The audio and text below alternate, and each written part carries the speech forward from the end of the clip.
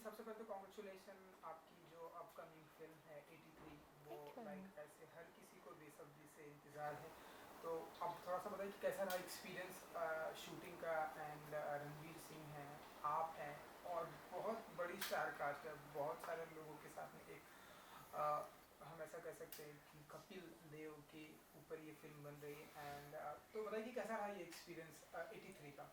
I think मेरे लिए पहली बात तो बॉलीवुड में कोई फिल्म पहली बार ऐसा है कि मैं एक फिल्म का पार्ट हूँ बॉलीवुड में। एंड सेट तो ग्रैंड था ही, लेकिन जो एक इमोशनल कनेक्ट था कि 83 world cup which was the first time India में क्रिकेट को लेकर एक इतनी बड़ी अचीवमेंट मिली थी हमें, that combined with Bollywood is another एक बहुत बड़ा अटैचमेंट है इंडियंस को। It's just one of the two patience, cricket and Bollywood, that coming together. और वो मेरी पहली डेब्यू होना, तो मेरे लिए काफ़ी सररियल, काफ़ी इमोशनल एक्सपीरियंस था। मैं सेट पे जब होती थी तो एक एक सेकंड को बहुत, जैसे कहते हैं ना, लिव इन द मोमेंट, कि बस ये अब्जॉर्ब कर लो जो भी है, जो हो रहा है, बहुत ध्यान, हाइपर अवेयर होकर मैं एक एक सेकंड को फील कर रही थी। तो this this shooting experience would always be very special for me. जी जी। And tell us little about your character, थोड़ा सा कि जानना चाहेंगे कि थोड़ा सा आपके कैरेक्टर के बारे में, इसमें आपकी क्या भूमिका होने वाली है, क्या रोल होने वाला है मैं 83 में। मैं मोहिंद्र अमरनाथ की वाइफ प्ले कर रही हूँ, इंद्रजीत अमरनाथ। उनको प्यार से बिकू कहते थे, सभी बिकू कहते थे। And Mohinder Amarnath is being played by Saqib Saleem. And मेरा character is someone who had been quite a support to him. वो उस टाइम लंदन में ही पढ़ रही थी, तो she is studying to be a doctor. And she is quite a modern woman. अपने दोस्तों को लेकर वहाँ इंडिया के लिए चीयर करने आई थी, और दोस्त सारे वहीं के थे। तो एक एक मोमेंट ऑफ जैसे प्राइड होता है कि आप एक जगह पढ़ रहे हैं और वहीं पे आप अपने कंट्री को रिप्रेजेंट करने, एक टीम आई है, वो जीतती है, एक उस तरह का एक जो एक्सपीरियंस होता है वो कहीं ना कहीं आई थिंक वो सारे इमोशंस थे इस कैरेक्टर के throughout the film. To see it happening, to see your men play, your team play, and सामने सामने एक अंडरडॉग टीम होते होते होते होते कैसे छा जाना और बड़ी बड़ी टीम्स को हरा देना, उस तरह के जो एक गर्व होता है, emotional step up step down, पूरा रोलर कोस्टर जर्नी होती है, वैस वो सब मेरे कैरेक्टर ने एक्सपीरियंस जी किया जी। था। एंड हमने थोड़े बहुत जो आपके इंस्टाग्राम पे पिक एंड वीडियो देखे कि वो स्टेडियम पर आपको ऐसे लॉर्ड आपने स्टेडियम की एक जी फ़ोटो डाली थी, जी राइट। हाँ। एंड आप ऐसे कुछ ढेर सारी एक्टिविटी भी देखी, तो कितना एंजॉय किया लाइव लोकेशन पर एंड स्टेडियम पर। बहुत ज़्यादा आई थिंक हम, सो the the girls who played the wives in the team, we still kept flying in and out.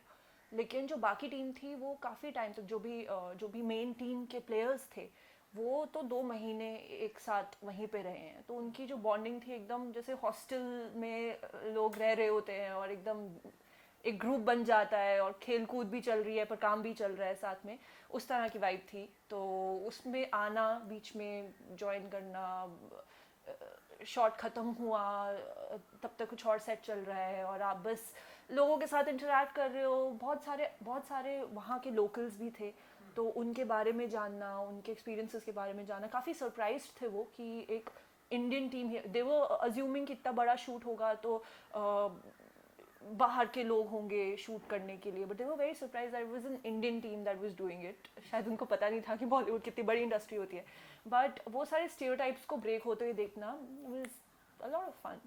जी जी। एंड अगर मैं 83 की बात करूँ तो मतलब अगर हमने अब तक जितने भी क्रिकेटर्स के ऊपर बायोपिक आई है, लोगों ने बहुत ही अप्रिसिएट किया है, चाहे वह MS धोनी हो।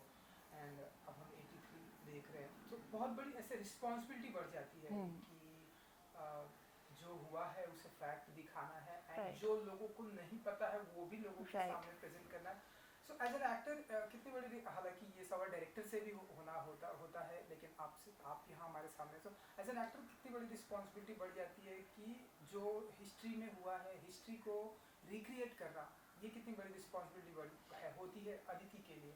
आई think in this case it's an even bigger responsibility, because जिन कैरेक्टर्स को आप प्ले कर रहे हो they're still alive, they're going to watch you on screen, and if you've not done a good job they'll be disappointed कि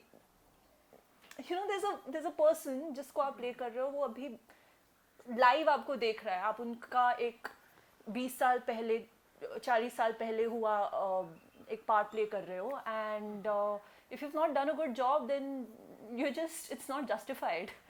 सो एक वो तो पार्ट है ही, साथ में Kapil Dev he is god, the entire team, it's they've been icons, and अगर आप उनको ठीक से प्ले नहीं कर पाते हो तो जो ऑडियंस है वो भी काफ़ी डिसअपॉइंटेड होने वाली है.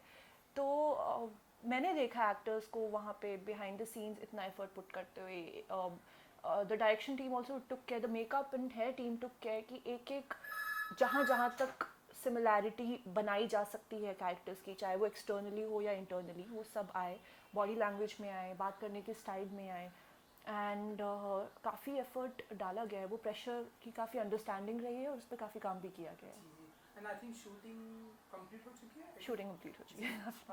और जो हालांकि डेट शिफ्ट कर दी गई है बिकॉज ऑफ कोरोना वायरस की वजह से, तो आप बताइए कि कितना बेसब्री से इंतज़ार है अब आदित्य जी को इस फिल्म का. हालांकि डेट चेंज कर दी गई है बिकॉज ऑफ कोरोना वायरस, कितना बेसब्री से इंतज़ार होता है फिल्म का, बिकॉज आपका डेब्यू है Hindi film industry. Right. Film का तो इंतज़ार है ही, दैट गोज़ विदाउट सेइंग, पर जहाँ तक इतना वेट किया है उतना आगे भी वेट किया जा सकता है. राइट नाउ ये जो क्राइसिस चल रहा है कोरोना वायरस का, वो बहुत ही ज़्यादा सीरियस है. तो right now this is a priority. ये it's almost like war, and ऐसे में किसी और चीज़ के बारे में सोचना कहीं ना कहीं वो गलत होगा. हम रिस्क नहीं ले सकते. और ये अभी तो कल रात मोदी जी ने भी एक जनता कर्फ्यू सजेस्ट करा है, which I am going to follow completely, and पूरी जनता को भी फॉलो करना चाहिए. और ऐसे में अगर मूवी की रिलीज डेट शिफ्ट होती है तो that's fair enough. It's a part of the whole community doing something towards fixing a problem.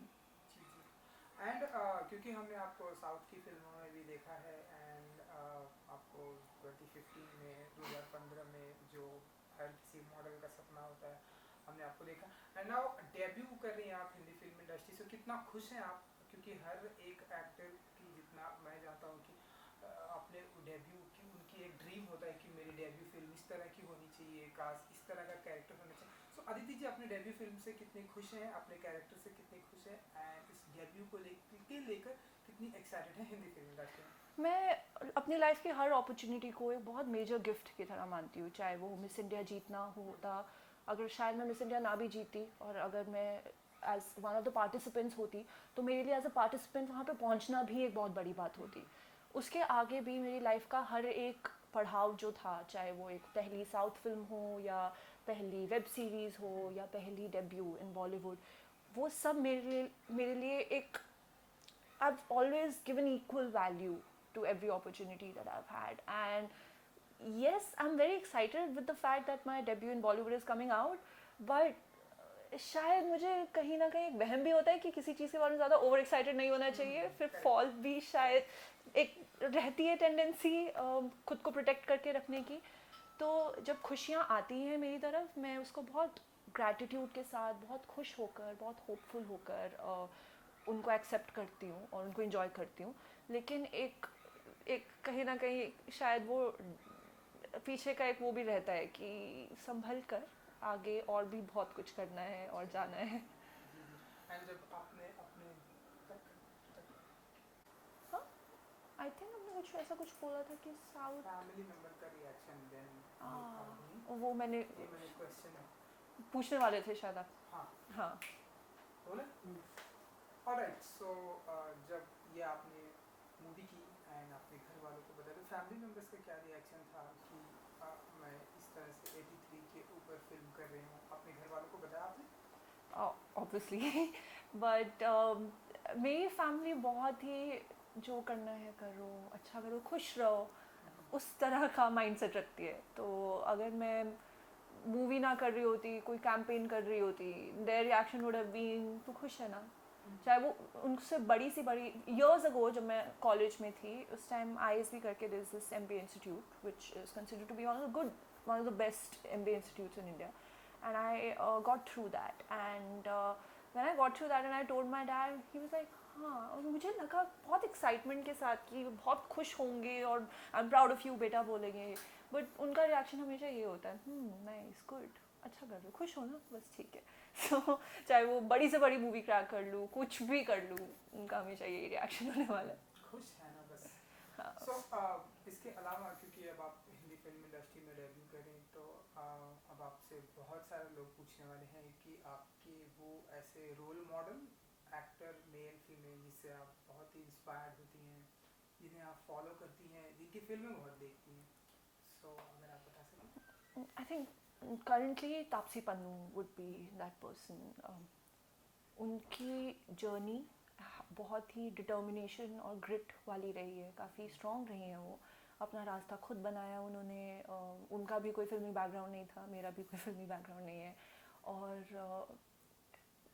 उन्होंने अपने टैलेंट्स और स्किल्स को इतना पॉलिश करा कि रास्ते में अगर कोई बाधाएं आई भी तो भी वो बस उनको चीर कर निकलती गई और अपना नाम बनाती गई और एक के बाद एक अपने आप को प्रूव करती गई. तो करंट फेवरेट मेरी तापसी पन्नू.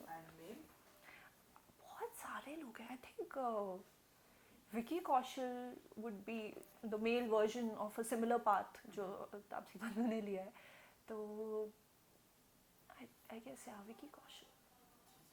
एंड अगर फेवरेट डायरेक्टर अगर आप बता सकें कि आपका फेवरेट डायरेक्टर बहुत सारे. जिनके साथ में आपको आने वाले दिनों में काम करने की इच्छा होती है. Kabir sir, I got really lucky कि मेरी पहली फिल्म ही उनके साथ हो गई.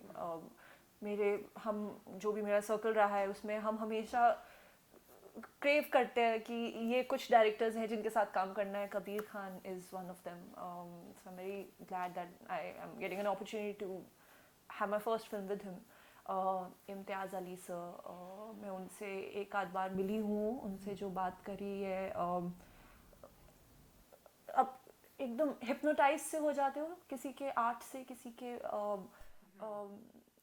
वे of describing what they want from work, from their actors, और आपको लगता है कि अगर मैं इनके साथ काम करूँगी तो मुझे शायद कुछ और क्रिएटिव लेयर्स एक्सप्लोर करने को मिलेंगी.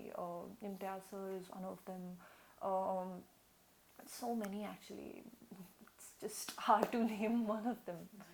ऑलराइट, क्योंकि हमने आपको OTT प्लेटफॉर्म पर भी देखा, सो आने वाले दिनों में लाइक 83 के बाद और हम ऐसे OTT प्लेटफॉर्म पर देखेंगे ऐसे, या ऐसी कुछ और प्लानिंग करती हैं कि हाँ मुझे OTT प्लेटफॉर्म और करना है, शॉर्ट फिल्में करनी है, या फिर सिंगल का दौर है, सिंगल एल्बम का दौर है. Right. देख रहे हैं कि बहुत सारे Right. Single album every week में लॉन्च हो रहे हैं. सो आप बताइए कि आने वाले दिनों में सिंगल ऐसे कुछ हम देखेंगे या फिर OTT प्लेटफॉर्म पर देखेंगे.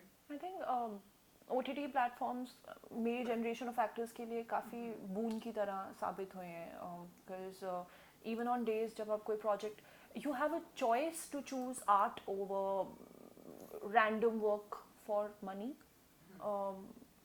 पहले के टाइम में जब OTT प्लेटफॉर्म्स नहीं होते थे तो लोगों को movies, after a point movies की चॉइसेस काफ़ी लिमिटेड हो जाती थी. बट OTT से क्या है कि अगर स्क्रिप्ट अच्छी है आप कूद कर उसमें घुस सकते हो, and you don't have to worry about the other baggages of कि प्रमोशंस कैसी रहेंगी, ये कैसा रहेगा, is it a good decision और नॉट, और all that baggage is taken care of. So आने वाले दिनों में भी just to keep exploring what range of characters I can get into, the styles of different working styles of different directors that I can explore. I'll keep myself quite active in the OTT sector. मैंने Z5 की एक short film करी है हाल ही में, तो वो भी काफ़ी जल्दी रिलीज होने वाली है. वो हॉरर थ्रिलर है. So it's a science fiction. I have always loved it, but in a way that I would hide myself under a blanket और ऐसे कोने से झांक के देख कर फिर छुप के, तो एक बहुत ही एडिक्टिव क्वालिटी होती है उसकी. आप देख भी रहे हो लेकिन आप डर भी रहे हो.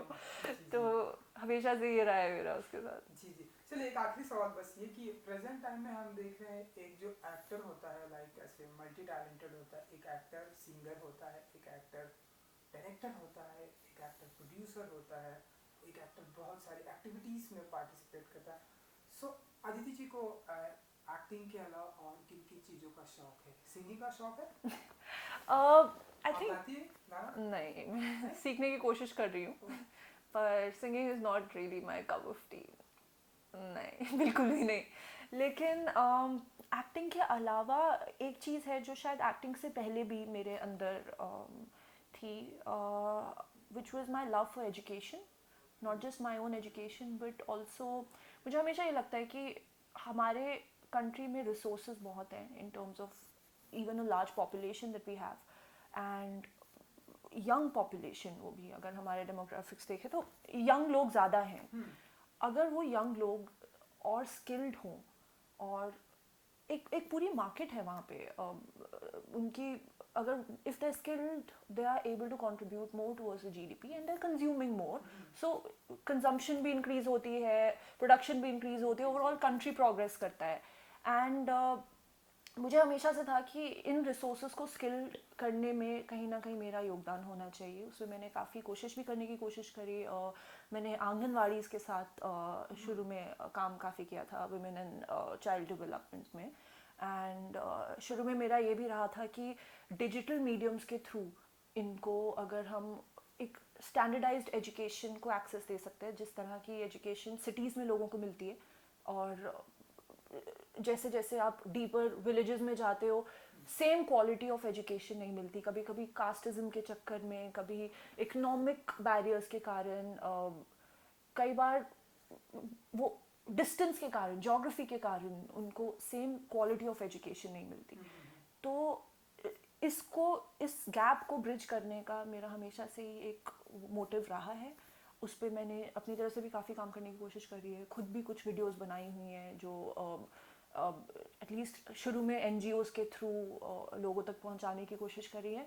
लेकिन आगे जाते जाते जैसे जैसे मेरा एक एक्टिंग का स्फेयर बढ़ेगा, वैसे वैसे मैं उसी एक्टिंग से मिली, आप कह लीजिए, विजिबिलिटी या स्केल को यूज़ करके एजुकेशन और डीप पहुंचाना चाहती हूँ। मतलब कि अगर कुछ करोड़ बच्चे मुझे एज एन एक्ट्रेस एडमायर करते हैं, तो अगर एज एन एक्ट्रेस मैं उन बच्चों को +1 की मैथ्स बेसिक एडिशन और सब्ट्रैक्शन अगर उनको करते हुए दिखा दूँ एक वीडियो में, एंड वो बच्चे उसको देखकर इंस्पायर हों और शायद अपनी पढ़ाई को थोड़ा और सीरियसली लेंगे, तो मेरा एक मकसद ये एक, हाँ, वो एक कहीं ना कहीं मेरे अंदर है, एक कीड़ा है जो चाहे जैसे जैसे एक्टिंग बढ़ती रहेगी वैसे वैसे ये काम भी मेरा बढ़ता रहेगा साथ साथ। क्या आई विश कि ये सब जल्दी पूरा होगा। Thank you ji, thank you so much. Thank you, good luck. Thank you so much.